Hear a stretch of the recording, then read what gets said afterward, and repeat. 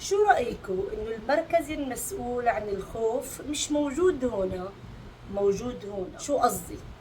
هاي النقطة هي نقطة المعدة على حسب علم السجون. المعدة هي مسؤولة عن التوترات، ما تكلوا هم بإيدي عملت علاج انسوا. بهاي المنطقة هاي منطقة المعدة، بمنطقة المعدة هي بتحمل كل التوترات والأفكار الفائضة والزيادة. إذا شفتوا إن انتوا عم بتعيشوا رعب، خوف، أفكار سوداوية غير جميلة، هي النقطة هي مفتاح. شو بتعملوا؟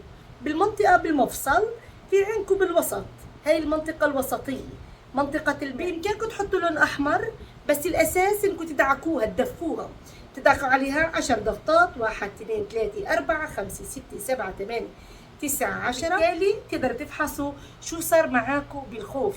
أنا متأكدة توتركم رح ينزل، الخوف اللي عندكم رح تتلاشى بشكل جدا رائع واضح.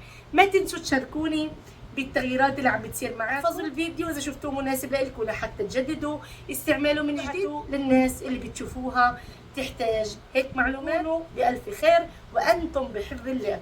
سلام.